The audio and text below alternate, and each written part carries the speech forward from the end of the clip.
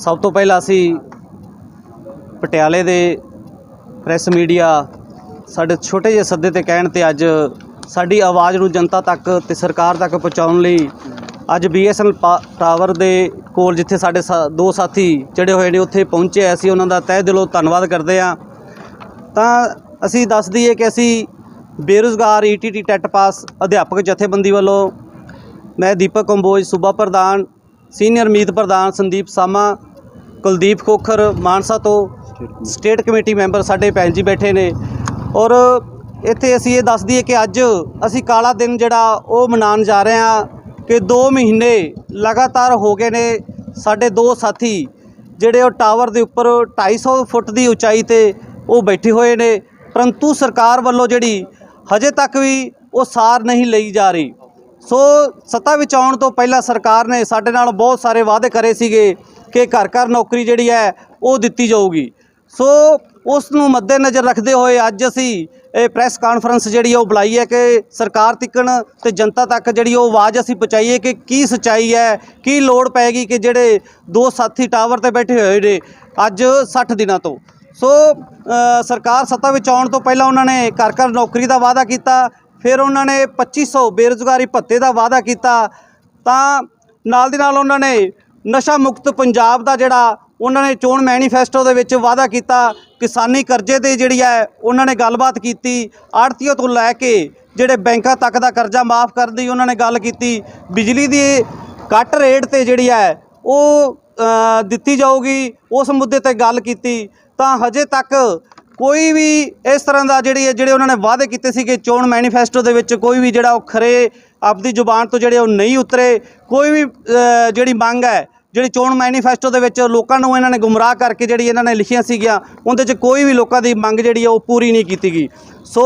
असीं मेन गल्लां जिहड़ियां वो दस दईए तुहानूं कि जिंदे विच सरकार ने रोज़गार मेले पिछे लगाए सीगे पिछले साल। उस रोज़गार मेले नूं एक झूठा जिहड़ा नौजवान पढ़ी लिखी हुई जनता के नाल इन्होंने एक मजाक किया सीगा कि जोमैटो वर्गियां कंपनियां दे विच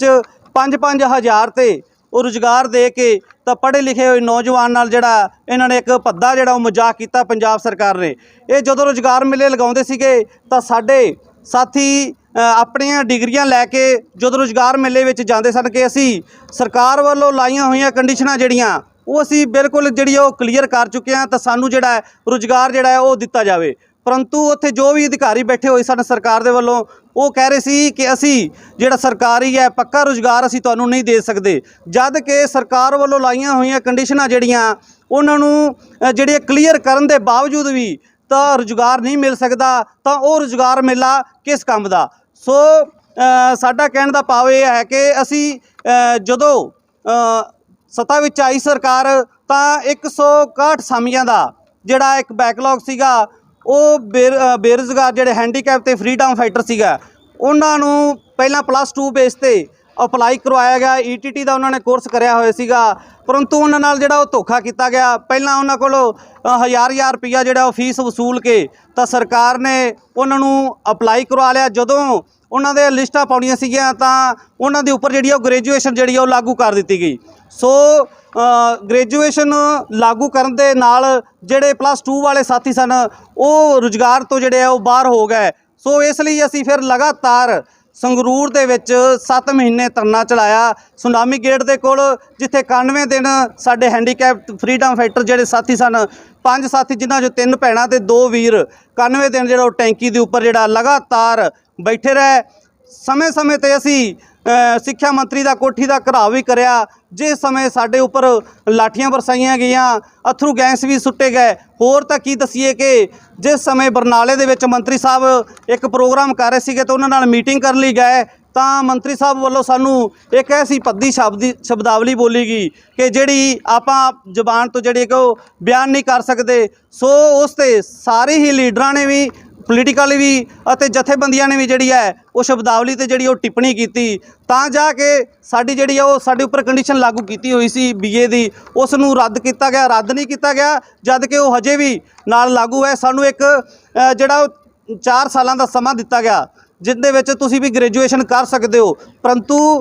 साडे जिहड़े +2 वाले सीगे साथी उन्हां नूं जाऊगा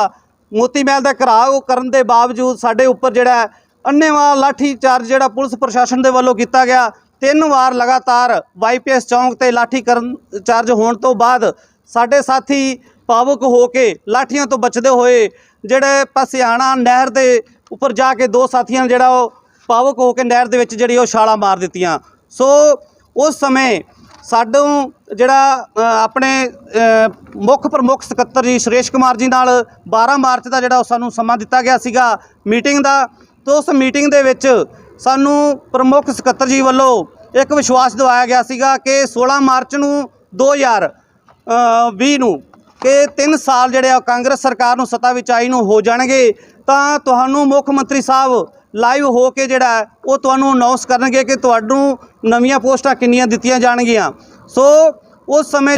ਵਾਧੂ ਅੰਕ ਜਿਹੜੇ ਐਕਸਪੀਰੀਅੰਸ ਦੇ 10 ਨੰਬਰ ਜਿਹੜੇ ਹੈ ਉਹਨਾਂ ਨੂੰ ਦੇ ਦਿੱਤੇ ਗਏ, ਜਦ ਕਿ ਇੱਕ ਐਜੂਕੇਸ਼ਨ ਪ੍ਰੋਵਾਈਡਰ ਜਿਨ੍ਹਾਂ ਨੂੰ 23/8/2010 ਤੋਂ ਪਹਿਲਾਂ ਜਿਨ੍ਹਾਂ ਨੇ ਸਕੂਲਾਂ ਦੇ ਵਿੱਚ ਜੁਆਇਨ ਕੀਤਾ ਹੋਇਆ 10 ਨੰਬਰ ਜਿਹੜੇ ਹੈ ਐਕਸਟਰਾ ਵੀ ਜਿਹੜੇ ਉਹ ਦੇ ਦਿੱਤੇ ਗਏ। ਸੋ ਉਸ ਤੋਂ ਬਾਅਦ ਜਦੋਂ ਸਕਰੀਨਿੰਗ ਟੈਸਟ ਜਿਹੜਾ ਸਾਡਾ ਹੋਇਆ ਸੀਗਾ ਜਿਸ ਦੀਆਂ ਜਿਹੜੀਆਂ ਮੈਰਿਟ ਲਿਸਟਾਂ ਜਿਹੜੀਆਂ ਉਹ ਪੈ ਚੁੱਕੀਆਂ ਨੇ, ਕਾਉਂਸਲਿੰਗ ਵੀ ਹੋ ਚੁੱਕੀ। ਹਾਂਜੀ ਜੀ ਅੱਜ ਸਭ ਤੋਂ ਪਹਿਲਾਂ ਅਸੀਂ ਪਟਿਆਲੇ ਦੇ ਪ੍ਰੈਸ ਮੀਡੀਆ ਸਾਡੇ ਛੋਟੇ ਜਿਹੇ ਸੱਦੇ ਤੇ ਕਹਿਣ ਤੇ ਅੱਜ ਸਾਡੀ ਆਵਾਜ਼ ਨੂੰ ਜਨਤਾ ਤੱਕ ਤੇ ਸਰਕਾਰ ਤੱਕ ਪਹੁੰਚਾਉਣ ਲਈ ਅੱਜ BSNL ਟਾਵਰ ਦੇ ਕੋਲ ਜਿੱਥੇ ਸਾਡੇ 2 ਸਾਥੀ ਜਿਹੜੇ ਹੋਏ ਨੇ ਉੱਥੇ ਪਹੁੰਚੇ। ਅਸੀਂ ਉਹਨਾਂ ਦਾ ਤਹਿ ਦਿਲੋਂ ਧੰਨਵਾਦ ਕਰਦੇ ਹਾਂ। ਤਾਂ ਅਸੀਂ ਦੱਸ ਦਈਏ ਕਿ ਅਸੀਂ ਬੇਰੁਜ਼ਗਾਰ ETT ਟੈਟ ਪਾਸ ਅਧਿਆਪਕ ਜਥੇਬੰਦੀ ਵੱਲੋਂ ਮੈਂ ਦੀਪਕ ਕੰਬੋਜ ਸੂਬਾ ਪ੍ਰਧਾਨ, ਸੀਨੀਅਰ ਮੀਤ ਪ੍ਰਧਾਨ ਸੰਦੀਪ ਸਾਮਾ, ਕੁਲਦੀਪ ਖੋਖਰ ਮਾਨਸਾ ਤੋਂ ਸਟੇਟ ਕਮੇਟੀ ਮੈਂਬਰ ਸਾਡੇ ਭੈਣ ਜੀ ਬੈਠੇ ਨੇ। ਔਰ ਇੱਥੇ ਅਸੀਂ ਇਹ ਦੱਸ ਦਈਏ ਕਿ ਅੱਜ ਅਸੀਂ ਕਾਲਾ ਦਿਨ ਜਿਹੜਾ ਉਹ ਮਨਾਉਣ ਜਾ ਰਹੇ ਹਾਂ ਕਿ 2 ਮਹੀਨੇ ਲਗਾਤਾਰ ਹੋ ਗਏ ਨੇ ਸਾਡੇ 2 ਸਾਥੀ ਜਿਹੜੇ ਉਹ ਟਾਵਰ ਦੇ ਉੱਪਰ 250 ਫੁੱਟ ਦੀ ਉਚਾਈ ਤੇ ਉਹ ਬੈਠੇ ਹੋਏ ਨੇ, ਪਰੰਤੂ ਸਰਕਾਰ ਵੱਲੋਂ ਜਿਹੜੀ ਹਜੇ ਤੱਕ ਵੀ ਉਹ ਸਾਰ ਨਹੀਂ ਲਈ ਜਾ ਰਹੀ। ਸੋ ਸੱਤਾ ਵਿੱਚ ਆਉਣ ਤੋਂ ਪਹਿਲਾਂ ਸਰਕਾਰ ਨੇ ਸਾਡੇ ਨਾਲ ਬਹੁਤ ਸਾਰੇ ਵਾਅਦੇ ਕਰੇ ਸੀਗੇ ਕਿ ਘਰ ਘਰ ਨੌਕਰੀ ਜਿਹੜੀ ਹੈ ਉਹ ਦਿੱਤੀ ਜਾਊਗੀ। ਸੋ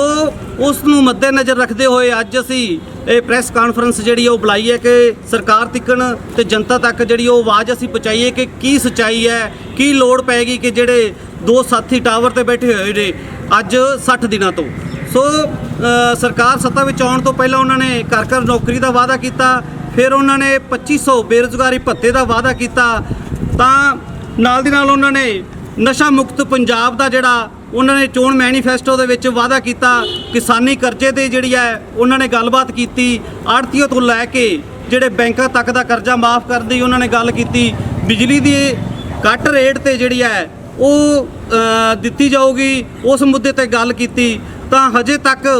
ਕੋਈ ਵੀ ਇਸ ਤਰ੍ਹਾਂ ਦਾ ਜਿਹੜੇ ਉਹਨਾਂ ਨੇ ਵਾਅਦੇ ਕੀਤੇ ਸੀ ਕਿ ਚੋਣ ਮੈਨੀਫੈਸਟੋ ਦੇ ਵਿੱਚ ਕੋਈ ਵੀ ਜਿਹੜਾ ਉਹ ਖਰੇ ਆਪਦੀ ਜ਼ੁਬਾਨ ਤੋਂ ਜਿਹੜੇ ਉਹ ਨਹੀਂ ਉਤਰੇ। ਕੋਈ ਵੀ ਜਿਹੜੀ ਮੰਗ ਹੈ ਜਿਹੜੀ ਚੋਣ ਮੈਨੀਫੈਸਟੋ ਦੇ ਵਿੱਚ ਲੋਕਾਂ ਨੂੰ ਇਹਨਾਂ ਨੇ ਗੁੰਮਰਾਹ ਕਰਕੇ ਜਿਹੜੀ ਇਹਨਾਂ ਨੇ ਲਿਖੀਆਂ ਸੀਗੀਆਂ ਉਹਦੇ 'ਚ ਕੋਈ ਵੀ ਲੋਕਾਂ ਦੀ ਮੰਗ ਜਿਹੜੀ ਉਹ ਪੂਰੀ ਨਹੀਂ ਕੀਤੀ ਗਈ। ਸੋ ਅਸੀਂ ਮੇਨ ਗੱਲਾਂ ਜਿਹੜੀਆਂ ਉਹ ਦੱਸ ਦਈਏ ਤੁਹਾਨੂੰ ਕਿ ਜਿੰਦੇ ਵਿੱਚ ਸਰਕਾਰ ਨੇ ਰੁਜ਼ਗਾਰ ਮੇਲੇ ਪਿੱਛੇ ਲਗਾਏ ਸੀਗੇ ਪਿਛਲੇ ਸਾਲ। ਉਸ ਰੁਜ਼ਗਾਰ ਮੇਲੇ ਨੂੰ ਇੱਕ ਝੂਠਾ ਜਿਹੜਾ ਨੌਜਵਾਨ ਪੜ੍ਹੀ ਲਿਖੀ ਹੋਈ ਜਨਤਾ ਦੇ ਨਾਲ ਇਹਨਾਂ ਨੇ ਇੱਕ ਮਜ਼ਾਕ ਕੀਤਾ ਸੀਗਾ ਕਿ ਜਮਾ ਮਾਰੀਆਂ ਸੀਗੀਆਂ ਆਪਦੇ ਰੁਜ਼ਗਾਰ ਦੇ ਲਈ। ਤਾਂ ਸਾਡੇ ਮੁੱਖ ਮੰਤਰੀ ਸਾਹਿਬ ਇਹ ਕਹਿ ਰਹੇ ਨੇ ਕਿ ਸਾਨੂੰ ਧਰਨੇ ਮੁਜ਼ਾਹਰੇ ਲਾਉਣ ਨਾਲ ਕੋਈ ਫਰਕ ਨਹੀਂ ਪੈਂਦਾ। ਸੋ ਇੱਥੋਂ ਪਤਾ ਚੱਲਦਾ ਹੈ ਕਿ ਸਾਡੇ ਮੁੱਖ ਮੰਤਰੀ ਜਨਤਾ ਦੇ ਵਾਸਤੇ, ਨੌਜਵਾਨਾਂ ਦੇ ਵਾਸਤੇ ਕਿੰਨਾ ਕੁ ਸੀਰੀਅਸਲੀ ਜਿਹੜਾ ਉਹ ਕੰਮ ਕਰ ਰਹੇ ਨੇ। ਸੋ ਅਸੀਂ ਇਸ ਸ਼ਬਦਾਵਲੀ ਦੀ ਨਿੰਦਿਆ ਕਰਦੇ ਹਾਂ ਕਿਉਂਕਿ ਰੁਜ਼ਗਾਰ ਦੇ ਵਾਅਦੇ ਕੀਤੇ ਹੋਏ ਸੀਗੇ ਸਾਡੇ CM ਸਾਹਿਬ ਨੇ, ਤਾਂ ਅੱਜ ਉਹ ਕਹਿ ਰਹੇ ਨੇ ਕਿ ਅਸੀਂ ਧਰਨੇ ਜਾਂ ਮੁਜ਼ਾਹਰਿਆਂ ਦੇ ਨਾਲ ਜਿਹੜੀ ਹੈ ਉਹ ਸਾਨੂੰ ਕੋਈ ਕਿਸੇ ਗੱਲ ਦਾ ਫਰਕ ਨਹੀਂ ਪੈਂਦਾ। ਸੋ ਕਰੋਨਾ ਕਾਲ ਚੱਲਦੇ ਸਮੇਂ ਸਾਨੂੰ ਇੱਕ ਵਾਰ ਸੰਗਰੂਰ ਤੋਂ ਜਿਹੜਾ ਧਰਨਾ ਮੁਲਤਵੀ ਕਰਨਾ ਪੈ ਗਿਆ, ਜਿਸ ਸਮੇਂ 1664 ਪੋਸਟਾਂ ਸਾਨੂੰ ਜਿਹੜੀਆਂ ਮਿਲੀਆਂ ਸੀਗੀਆਂ। ਉਸ ਤੋਂ ਬਾਅਦ 700 ਪੋਸਟ ਦਾ ਜਿਹੜਾ ਕਿ ਕਰੋਨਾ ਕਾਲ ਦੇ ਵਿੱਚ ਵਾਅਦਾ ਕੀਤਾ ਗਿਆ ਸੀਗਾ। ਟੋਟਲੀ ਜਿਹੜੀ ਹੈ 2364 ਪੋਸਟ ਜਿਹੜੀ ਹੈ ਉਹ ਸਾਨੂੰ 4 ਸਾਲਾਂ ਬਾਅਦ ਜਿਹੜੀ ਹੈ ਪੰਜਾਬ ਸਰਕਾਰ ਦੇ ਵੱਲੋਂ ETT ਬੇਰੁਜ਼ਗਾਰਾਂ ਨੂੰ ਦਿੱਤੀ ਗਈ। ਪਰੰਤੂ 2364 ਪੋਸਟਾਂ ਦੇਣ ਤੋਂ ਬਾਅਦ ਸਾਡੇ ਉੱਪਰ ਹੋਰ ਕੰਡੀਸ਼ਨਾਂ ਜਿਹੜੀਆਂ ਲਾਗੂ ਹੋਈਆਂ ਸਨ, ਉਸ ਕੰਡੀਸ਼ਨਾਂ ਦੇ ਨਾਲ ਅਸੀਂ ਜੋ ਸਾਡੇ ਉੱਪਰ ਇੱਕ ਸਕਰੀਨਿੰਗ ਟੈਸਟ ਜਿਹੜਾ 100 ਨੰਬਰ ਦਾ ਸੀਗਾ ਉਹ ਵੀ ਅਸੀਂ ਜਿਹੜਾ ਉਹ ਦੇ ਦਿੱਤਾ ਗਿਆ ਸੀਗਾ। ਸੋ ਅਸੀਂ ਇਹ ਦੱਸ ਦਈਏ ਕਿ ਸਰਕਾਰ ਨੇ ਜਿਹੜੀ ਹੈ 6 ਮਾਰਚ ਨੂੰ ਜਿਹੜੇ ਨੋਟੀਫਿਕੇਸ਼ਨ ਜਿਹੜਾ ਜਾਰੀ ਕੀਤਾ ਸੀਗਾ। ਉਸ ਤੋਂ ਬਾਅਦ ਜਿਹੜਾ ਇੱਕ ਇਹਨਾਂ ਨੇ ਸੋਧ ਕੀਤੀ ਸੀਗੀ ਕਿ 2364 ਪੋਸਟਾਂ ਦੇ ਵਿੱਚ ਜਿਹੜੇ ਕੱਚੇ ਮੁਲਾਜ਼ਮ ਨੇ ਜਿਨ੍ਹਾਂ ਵਿੱਚ ਐਜੂਕੇਸ਼ਨ ਪ੍ਰੋਵਾਈਡਰ EGS ਹੋਰ ਵਲੰਟੀਅਰ ਜਿਹੜੇ ਹੈਗੇ ਆ ਉਹਨਾਂ ਨੂੰ ਇਹ ਇੱਕ 100 ਨੰਬਰ ਦਾ ਟੈਸਟ ਦੇ ਕੇ ਇੱਕ ਐਕਸਟਰਾ ਜਿਹੜਾ ਹੈ ਵਾਧੂ ਅੰਕ ਜਿਹੜੇ ਐਕਸਪੀਰੀਅੰਸ ਦੇ 10 ਨੰਬਰ ਜਿਹੜੇ ਹੈ ਉਹਨਾਂ ਨੂੰ ਦੇ ਦਿੱਤੇ ਗਏ। ਜਦ ਕਿ ਇੱਕ ਐਜੂਕੇਸ਼ਨ ਪ੍ਰੋਵਾਈਡਰ ਜਿਨ੍ਹਾਂ ਨੂੰ 23/8/2010 ਤੋਂ ਪਹਿਲਾਂ ਜਿਨ੍ਹਾਂ ਨੇ ਸਕੂਲਾਂ ਦੇ ਵਿੱਚ ਜੁਆਇਨ ਕੀਤਾ ਹੋਇਆ ਸੀਗਾ ਉਹਨਾਂ ਨੂੰ ਟੈਟ ਤੋਂ ਵੀ ਛੋਟ ਦਿੱਤੀ ਗਈ। ਜਦ ਕਿ ਸਰਕਾਰ ਦੇ ਵੱਲੋਂ 2010 ਤੋਂ ਇਹ ਰੂਲ ਜਿਹੜੇ ਅਮੈਂਡ ਹੋਏ ਸੀ ਕਿ ਜਿੰਨੀ ਦੇਰ ਤੱਕ ਜਿਹੜਾ TET TET teacher eligibility test ਹੈ ਜਿੰਨੀ ਦੇਰ ਤੱਕ ਉਹ ਕਲੀਅਰ ਨਹੀਂ ਹੁੰਦਾ ਉਦੋਂ ਉਨੀ ਦੇਰ ਤੱਕ ਜਿਹੜੀ ਹੈ ਸਰਕਾਰੀ ਜੌਬ ਜਿਹੜਾ ਅਧਿਆਪਕ ਜਿਹੜਾ ਰੈਗੂਲਰ ਜਿਹੜਾ ਉਹ ਨਹੀਂ ਹੋ ਸਕਦਾ। ਸੋ ਉਹਨਾਂ ਨੂੰ ਟੈਟ ਤੋਂ ਵੀ ਜਿਹੜੀ ਹੈ ਛੋਟ ਦੇ ਦਿੱਤੀ ਗਈ।